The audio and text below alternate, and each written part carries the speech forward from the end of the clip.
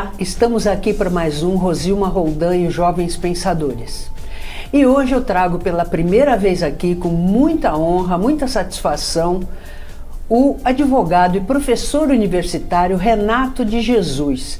Ele que tem uma história muito inspiradora e eu, conhecendo a história dele, trouxe ele aqui nos Jovens Pensadores para que ele possa contar que é possível sonhar e que o sonho pode se tornar realidade. É a vida dele e ele vai contar aqui pra gente um pouquinho, né? Porque o programa é rapidinho e aí depois, se você se interessar, você vai atrás para descobrir mais como a trajetória desse meu amigo Renato de Jesus é muito interessante e como ela pode inspirar todos os jovens e todas as pessoas que estão aqui assistindo a gente.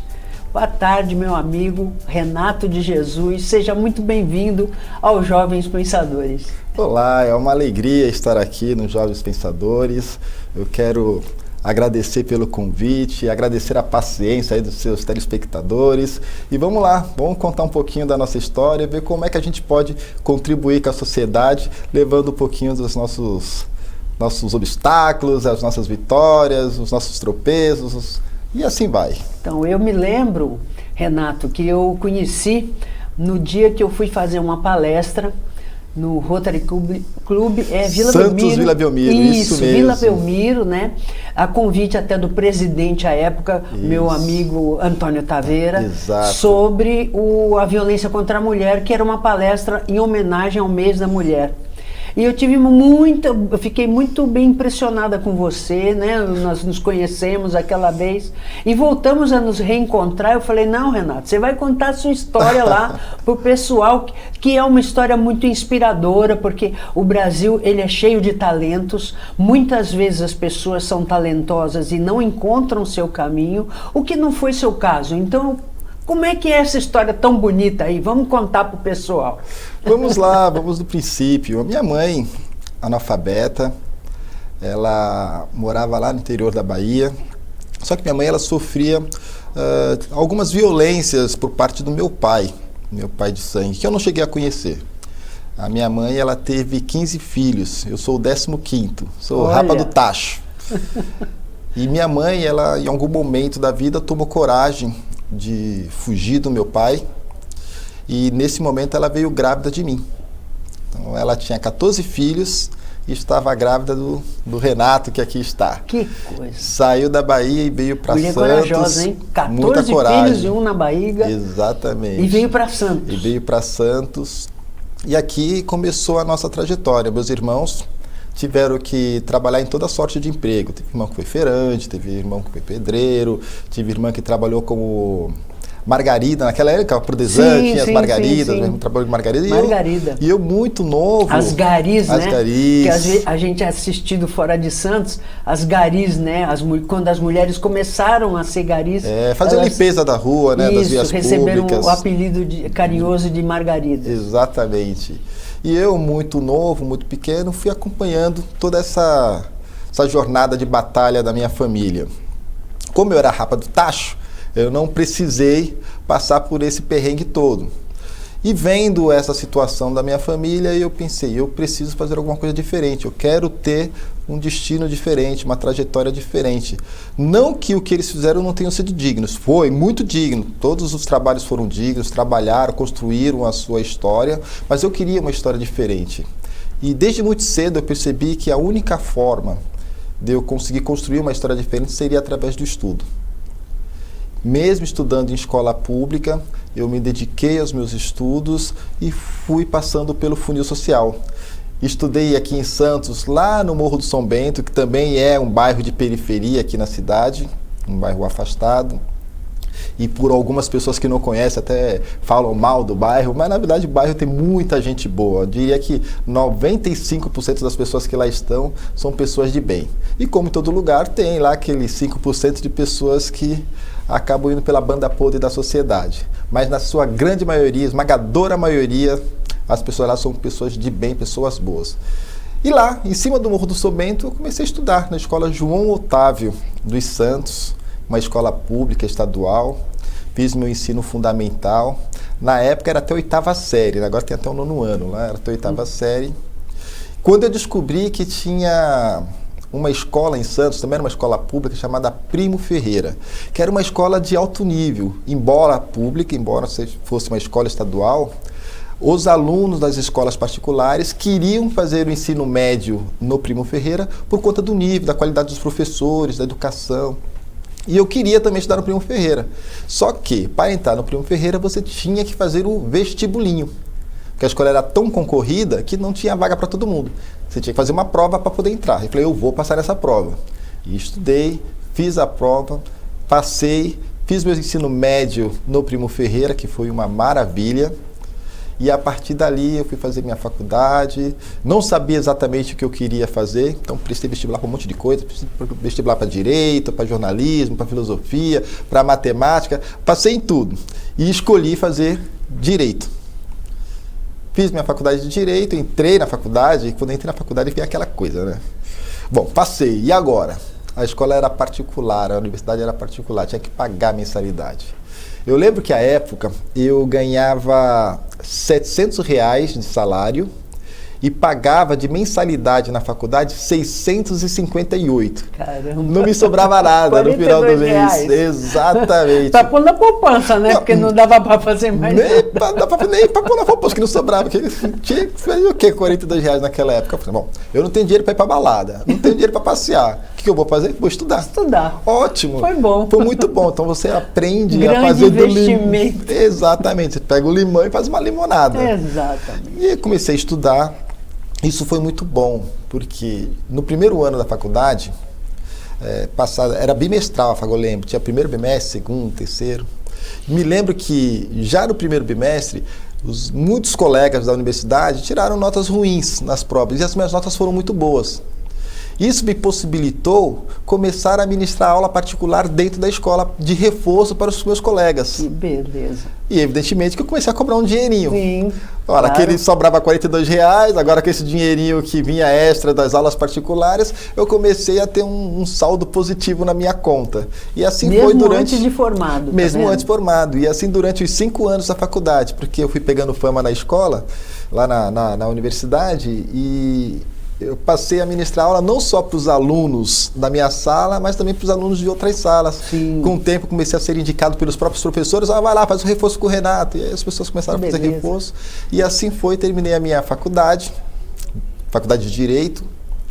Depois fazer pós-graduação, fiz MBA em Gestão para Sustentabilidade, depois fiz mestrado em Direitos Difusos e Coletivos, dei aula em diversas universidades aqui da nossa região, na Unimes, na Unimonte, lá em Peruíbe, na Faculdade de Peruíbe, dei aula em São Paulo, na Faculdade Zumbi dos Palmares, que é uma faculdade específica para o público negro, embora não tenha só negros, mas 99% das pessoas que estudam lá são de pele preta. Sim.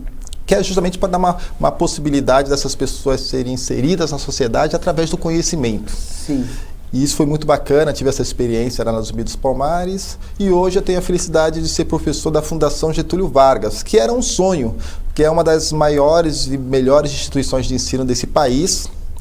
E o fato de eu sair do morro, filho de uma mãe analfabeta, e estar hoje ministrando aula numa das instituições de ensino mais ovacionadas do país, para mim é um motivo de muito orgulho, de muita honra. E de muito merecimento, né, Renato? Eu fiquei muito feliz de poder trazê-lo aqui, justamente porque esse programa não é que ele seja só para jovens. E eu sempre gosto muito de frisar que quando a gente fala jovens pensadores, o pensador é aquele que cria pensamento próprio. Ele não fica repetindo o pensamento dos outros. E jovem é aquele sempre, não é necessariamente de idade, ele está sempre inquieto, querendo aprender e querendo compartilhar o que ele sabe. Então, esse conceito de jovem é mais amplo do que simplesmente de idade. No entanto, quando eu pensei nesse programa, foi justamente tentar passar uma informação válida e de qualidade para o jovem, porque quando ele é criança, ele aprende com os pais, ele aprende até com os pais dos coleguinhas, na escola, mas quando ele vai para a adolescência, que é a época da contestação, fica mais difícil para ele, porque hoje nós temos muita dificuldade de ter acesso à informação válida e de qualidade. Porque as redes sociais, de um modo geral, e a própria mídia, né, oficial, ela é meio contaminada com opiniões. E as opiniões, você sabe, depende do que você põe naquele fato. E, por exemplo, há um tempo atrás, o jornalismo na televisão, ele não podia se manifestar, ele só mostrava o fato. E a opinião era sua. Hoje já não. Hoje criou-se um tipo de jornalismo que junta também o comentário e a opinião do jornalista. Eu não vejo nada de errado, não sou contra. Mas é que o jovem que está começando a comparar, ele fica meio perdido nisso aí. Ele diz, pô, mas aquela televisão é mais tendenciosa para aquele tipo de pensamento. Essa é mais aquele tipo. E qual é o correto? Se é que a gente pode falar incorreto. Então, por exemplo, quando eu dava aula, não sei se você é assim, mas quando eu dava aula, os alunos me pediam minha opinião e eu não dava. Por quê? Na sala de aula, nas redes sociais eu dou minha opinião à vontade. Aqui, às vezes, aqui no programa também evito. Por quê? Porque se a pessoa gosta de você, Renato, ela vai querer acompanhar a sua ideia. Se ela não gosta, ela vai pensar o contrário. Eu não, Deus me livre pensar igual o Renato. De qualquer forma você influenciou, porque o professor é uma influência, ou negativa ou positiva, mas é. E eu queria que eles pensassem o que eles quisessem. Então eu dizia, olha, as vertentes de pensamento são essas. Extrema esquerda ou extrema direita, direita, esquerda, centro-esquerda, centro-direita, tanto historicamente falando, como cientificamente falando, politicamente, o que for. Você que tem que escolher aquilo que mais responde às suas angústias, né? Então, e é difícil, as pessoas tendem a dar a sua opinião.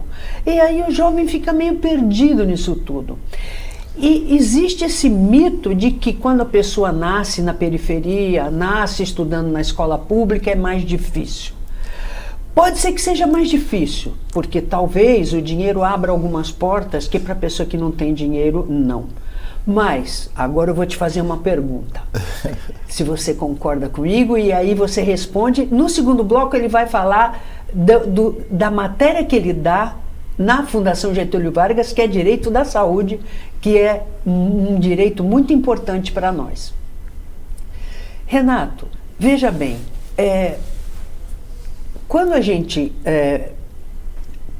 põe um jovem na frente de uma mídia, um jovem que não tem ainda referências literárias, porque a literatura ela dá formação humanística, a filosofia a do pensamento, então ele aprende a raciocinar. Então você dá uma opinião pronta, você está conduzindo esse jovem. E ele também tem dificuldade em saber o que é certo e o que é errado. Então, como é que o professor deve se comportar na sala de aula?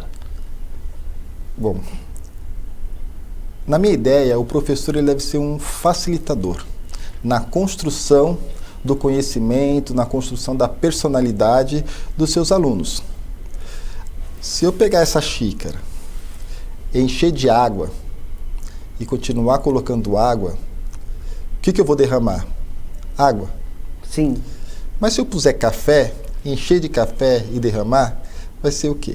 Café. As pessoas colocam para fora o que ela tem dentro dela. Então os alunos precisam adquirir bons conteúdos para que ele possa derramar para a sociedade um bom conteúdo. E ele só vai fazer isso se o professor facilitar que esse aluno encontre os bons conteúdos. Eu ouvi atentamente a sua fala e realmente hoje nós temos uma facilidade em adquirir informação. Mas isso não significa que essa informação é uma informação de qualidade. Qual é o papel do professor? Ajudar o aluno a selecionar o que tem de qualidade. Não importa se é vermelho, se é verde, se é amarelo. O que importa é a qualidade do conteúdo que está sendo apresentado. É importante que as pessoas leiam. Muito importante que as pessoas cultivem o hábito da leitura. Eu ministro, dentre as minhas diversas disciplinas, Uma das disciplinas que eu ministro em cursos e em palestras é oratória, comunicação. E eu sempre falo para os meus alunos, para os meus mentorandos, não adianta você aprender técnicas de como falar se você não tiver o que falar. Você precisa adquirir bom conteúdo. E como é que você adquire bom conteúdo? Você adquire bom conteúdo através de leitura de bons livros, através de seminários, através de congressos, através de assistir programas como esse, que traz informação de qualidade.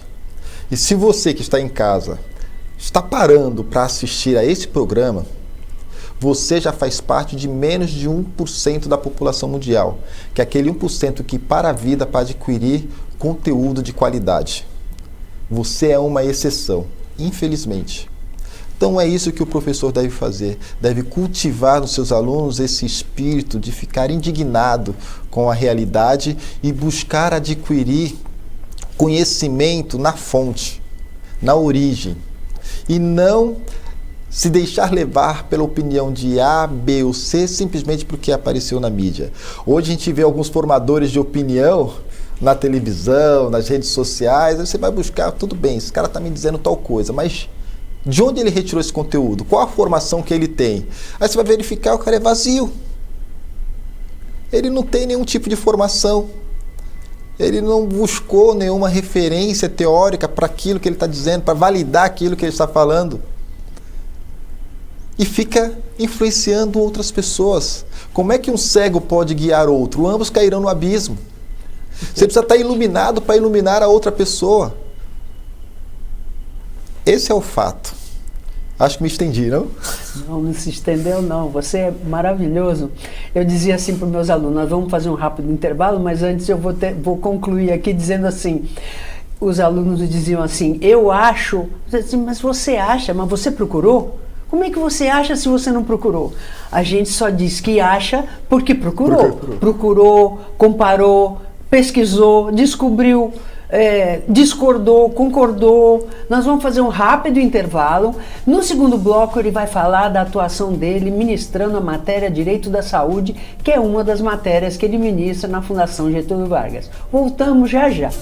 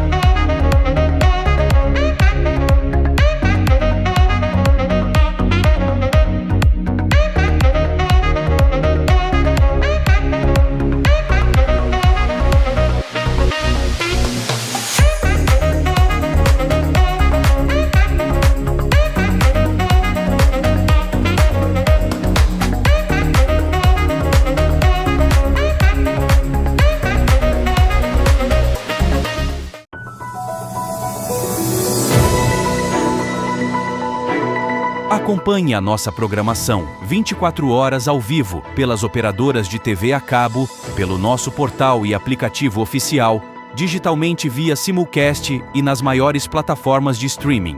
Saiba mais em tvcomsantos.com/abrangência. Somos multiplataforma. Somos TV Com.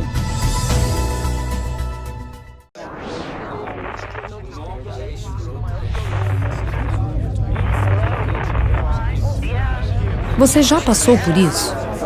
Conhece alguém que esteja passando? Se você já sofreu alguma violência na internet, não sabe o que fazer nem como denunciar, nós podemos ajudar. A SaferNet oferece um canal gratuito de orientação e apoio, além de explicar o passo a passo de como denunciar crimes na internet. Você será atendido por um profissional, com respeito, anonimato e estrito sigilo sobre tudo o que for dito. Juntos, vamos fazer da internet um ambiente mais seguro, onde todos possam exercer sua liberdade com responsabilidade e respeito. Entre em contato com a gente. estamos prontos para te ajudar. Helpline SaferNet. Navegar com liberdade é navegar com segurança.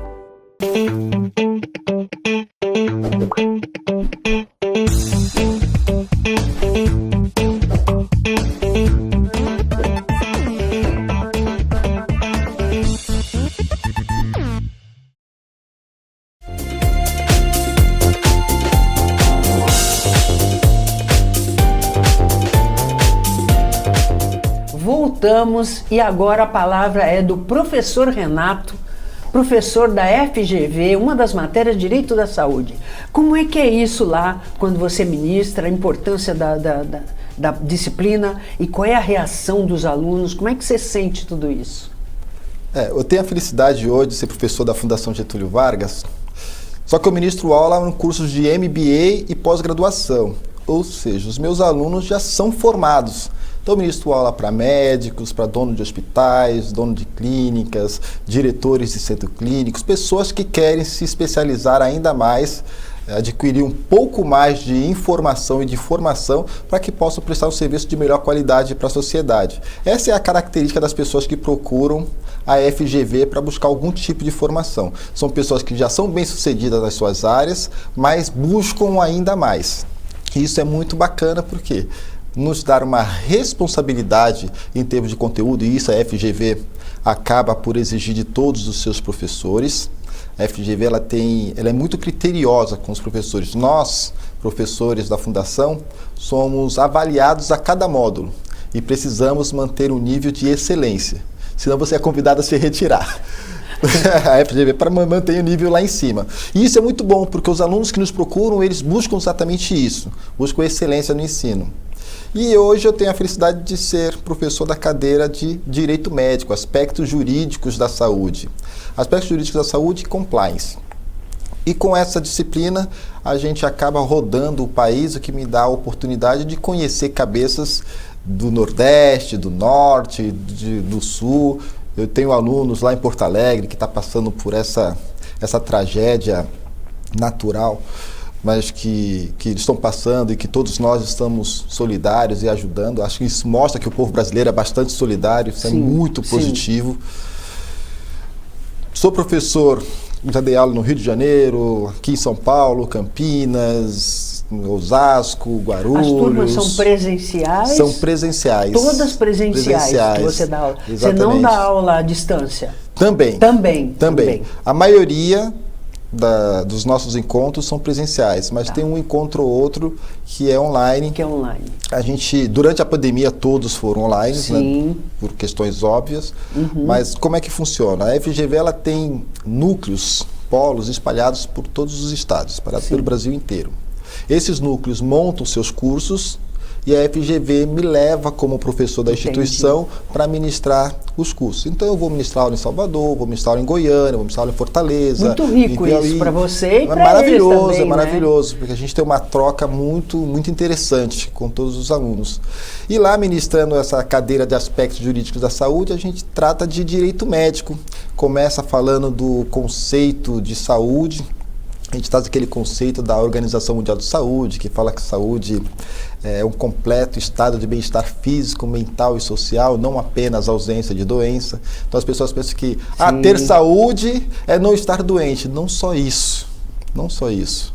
Uma vez eu fui convidado para ministrar palestra lá no Santos Futebol Clube e eu falei para os atletas do Santos Futebol Clube, relacionando saúde com a questão do racismo, mostrando para eles o seguinte: olha, se uma pessoa sofre de racismo, de violência psicológica, essa pessoa não tem saúde. Porque a Organização Mundial de Saúde já disse que saúde é um completo estado de bem-estar físico, mental e social, não apenas ausência de doença. Agora, será que essa pessoa está psicologicamente bem, está socialmente bem, se ela anda pela rua e você vendo que está vendo uma pessoa de cor escura vindo pela rua, você atravessa a calçada com medo de ser assaltado?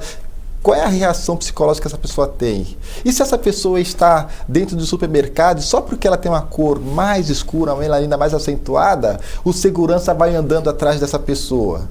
Será que ela se sente socialmente bem? E aquela menina que de repente passou no concurso, uma prova difícil, vai trabalhar, No primeiro dia ela desempenha o seu papel excelentemente bem e no final do expediente o seu gerente, o seu gestor a chama e diz assim: olha, você foi muito bem, parabéns, mas amanhã venha com o cabelo alisado. Será que essa pessoa... Já aconteceu muito isso, viu? Todas essas histórias que eu estou contando são histórias reais. Dos meus alunos da época que eu ministrava aula lá na Faculdade Zumbi dos Palmares. Eles me traziam esses relatos. São reais. Será que essa pessoa tem saúde? Se a gente avaliar a saúde nesse conceito mais pleno, não estão com saúde. Não estão gozando de bem-estar. Não estão gozando de bem-estar. Estão constrangidos. E a nossa Constituição Federal garante a todos saúde. O artigo 196 da Constituição Federal já diz: saúde é um direito de todos e dever do Estado. Estado como poder público. Então, todos nós, como Estado, como sociedade, temos o dever constitucional de garantir saúde e bem-estar para todas as pessoas. Olha, nós temos mais 50 segundos para você se despedir do nosso público, só que eu já vou ameaçar você que você vai voltar mais vezes para partilhar com a gente tudo que você partilha com seus alunos, principalmente certas vivências que você tem reais com os seus alunos, como você acabou de relatar, que é importante, porque há muitas pessoas que pensam que isso é folclore, e a gente sabe que não é. A gente sabe que não é. E o professor tem essa percepção, tem essa experiência do aluno trazer para ele. E é um grande aprendizado e eu quero que você traga para o nosso público. Então pode despedir do meu público dizendo: volto já. Será um prazer, sempre que convidado estarei aqui, para mim é uma honra.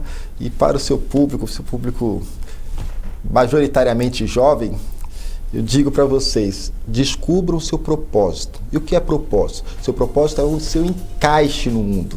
O que você nasceu para fazer?